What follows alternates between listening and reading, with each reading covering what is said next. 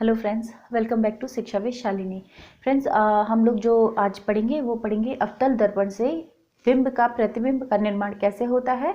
और साथ में हम पढ़ेंगे कि उत्तल लेंस जो था उसमें अगर हम वस्तु को फोकस और प्रकाशीय केंद्र के बीच में रखते हैं तो बिंब का निर्माण कैसे होता है। ये दो इम्पॉर्टेंट फॉर्मेशंस हैं, इसलिए इनको ध्यान से देखिएगा। सबसे पहले आज हम देखेंगे कि अगर हमारे पास उत्तल दर्पण है और उत्तल दर्पण में अगर हम वस्तु को कहाँ रखते हैं। देखिए, ये होता है हमारा उत्तल दर्पण। इससे पहले के जो इमेज फॉर्मेशंस के वीडियो है जिसमें हमने बाकी के देखे हैं, वो आप यहाँ लिंक से जाकर देख सकते हैं। उसमें हमने बाकी के सीखे हुए हैं। ये लास्ट वाला केस है। ये लास्ट वाला केस कैसे है कि उत्तल दर्पण में हम वस्तु को रखने वाले हैं फोकस और वक्रता केंद्र यानी ऑप्टिकल सेंटर के बीच में। तो हमारा इमेज कहाँ बनेगा, हमारा इमेज कहाँ बनेगा अभी देखते हैं। देखिए,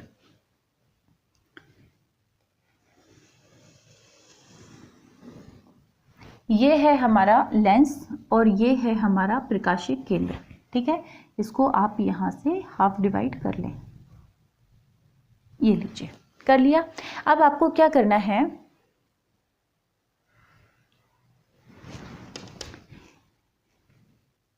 यहाँ पे लगभग आपका होगा 2f और यहाँ पे होगा आपका f। ठीक है, जब आप किसी वस्तु को f और o के बीच में रखते हैं,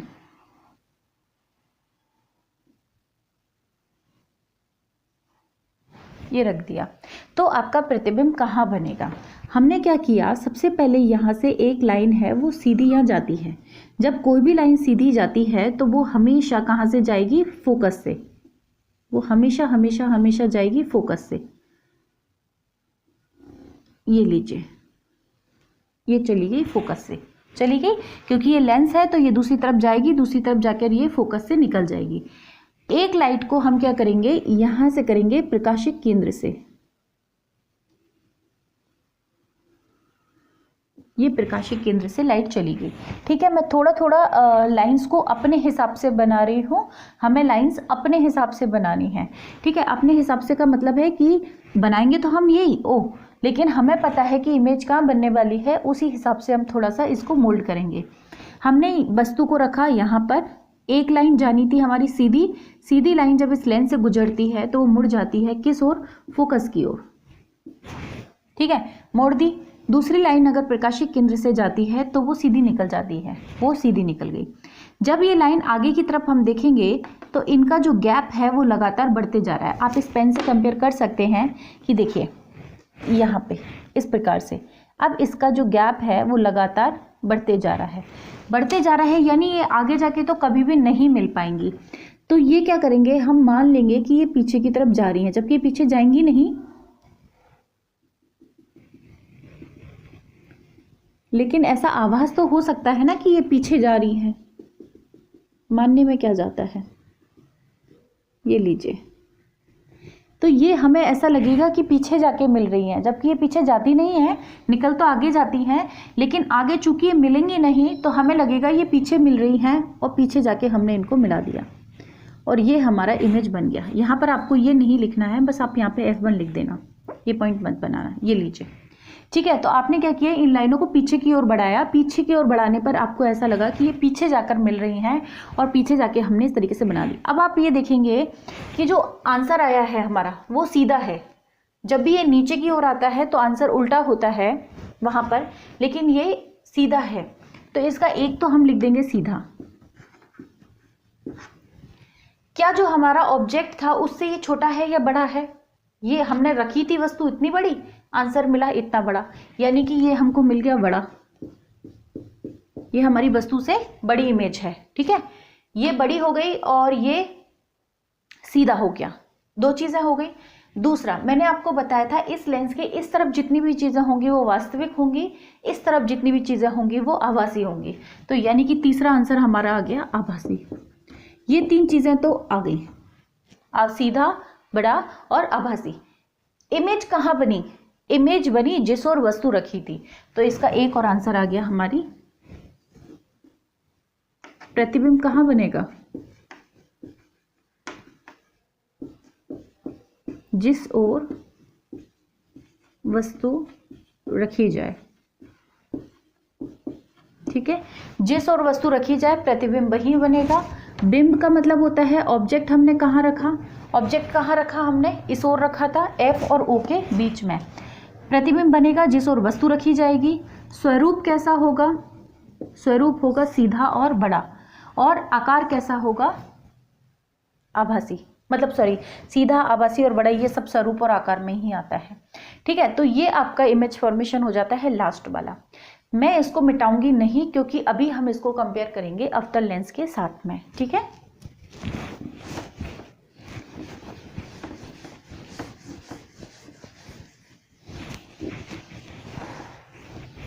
देखिए, अगर हमें अवतल लेंस से इमेज बनानी है,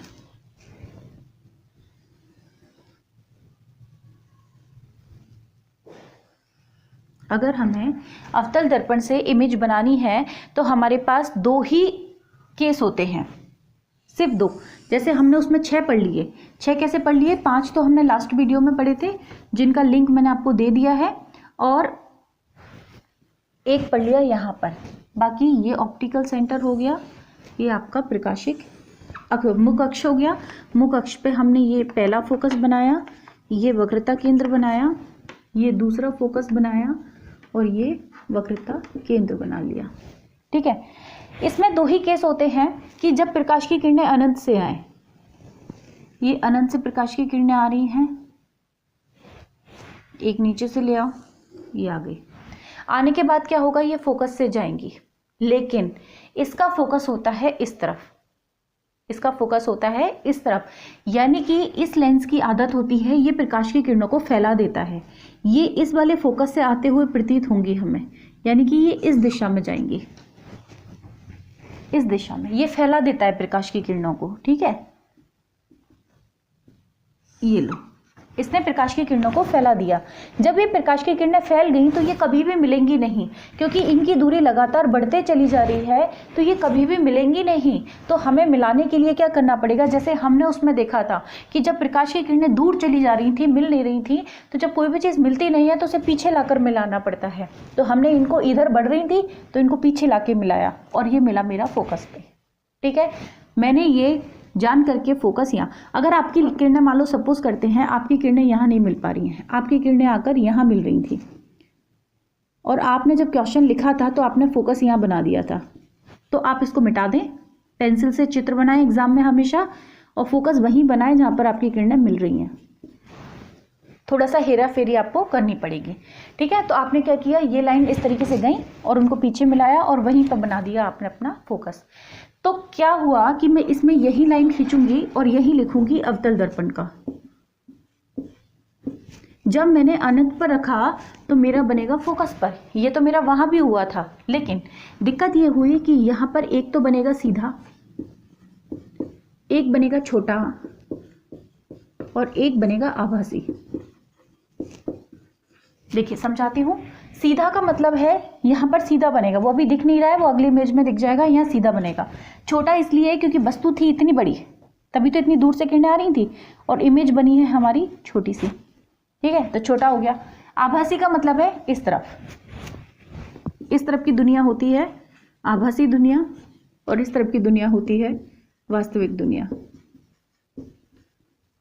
दुनिया मत लिखना, बस वास्तविक लिख देना। ठीक है, तो इधर जो कुछ भी बनेगा वो वास्तविक होगा, इधर जो भी बनेगा वो आभासी होगा।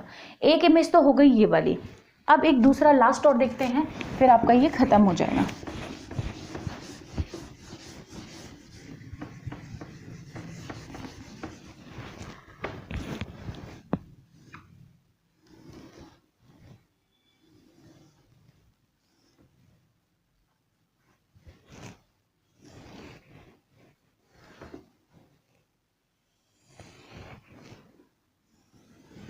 देखो मैं कितना भी सिखा लूँ, जब तक आप खुद के हाथ से चित्र नहीं बनाएंगे, आप मान के चलना आप एग्जाम में नहीं बना पाएंगे। आपको लगता होगा हाँ आसान है, हम बना लेंगे, नहीं, इतना आसान नहीं है। इसके लिए थोड़ी प्रैक्टिस तो बनती ही है। ये बना लिया। अब आप कहीं भी रखो, अगला वाला कहीं भी रखो, यानी कि आप कहीं भी रख सकते हैं। आप लिख सकते हैं अनंत से लेकर फोकस के मध्य कहीं भी रखो। फोकस भी क्यों, आप प्रकाशिक केंद्र के बीच कहीं भी रखें। ठीक है, कहीं भी रख लीजिए आप। सपोज करते हैं मैंने यहाँ रख लिया, ये लो मैंने यहाँ रख लिया, ठीक है, कहीं भी रख सकते हैं, मैंने यहाँ रख लिया। वही काम आपको करना है। ये गई सीधी, सीधी जाएगी तो मुझे पता है ये पीछे की तरफ पिलती हुई प्रतीत होती है, यानी कि फैला देता है। ये फैला दी इसने। फैलाने का मतलब होता है इस तरीके से चौड़ा देना। उत्तल लेंस क्या कर रहा था, सबको समेट रहा था। जब भी किरणें आ रही थी वो उसको इधर लेके जा रहा था, जबकि यहाँ पे जब किरणें आती हैं तो ये दूर चली जाती हैं, ठीक है। तो इसने दूर फैला दिया, फैला दिया। अब दूसरी किरण का क्या करें, दूसरी किरण जाएगी हमारी प्रकाशीय केंद्र से और ये निकल जाएगी सीधी, निकल गई। ये किरणें दूर जा रही हैं, ये किरणें कभी भी आपस में नहीं मिलेंगी, किरणें कभी भी नहीं मिलेंगी।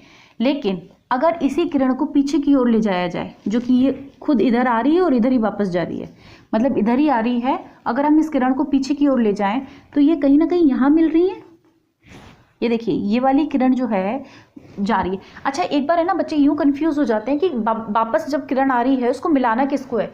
देखिए जिसमें आप इस तरह के बाहर की तरफ एरो लगाने वाले हैं उनको मिलाइएगा, इसको आने वाली किरण को नहीं मिलाना है। ये तो अंदर से आ रही है, अभी तक ये लेंस से टकराई नहीं है। लेंस से टकराने के बाद की जो किरणें हैं, बाद की मेरी ये दो किरणें हैं, आप इस तरीके से लेके आइए, इनको मिलाना है। क्योंकि बच्चे ये कंफ्यूज हो जाते हैं कि इसको मिलाना है या किसको मिलाना है, बहुत सारी लाइन यहाँ दिखाई देती हैं। आप तो सिंपली क्या करना, ये लेंस है, लेंस के बाद कौन सी किरणें हैं, ये दोनों, बस इन दोनों के सहारे सहारे चलते चले आइए। ये लीजिए, ये मिल गई, ठीक है, मिल गई और ये आपका आंसर आ गया, ये आपका आंसर आ गया। एक चीज नोटिस करना, ये तो बना दिया सीधा अच्छा इसका आंसर नहीं लिखा ना अभी तक हमने। ये बनेगा हमारा हमेशा O और F के मध्य। देख लीजिए ये रहा O और ये रहा F, इसके बीच में बना है या नहीं बना है, हाँ जी बना है। सीधा बना है या उल्टा बना है, सीधा बना है। छोटा है वस्तु से, हाँ बिल्कुल छोटा है। आभासी है, हाँ दर्पण के इस ओर है तो डेफिनेटली आभासी है।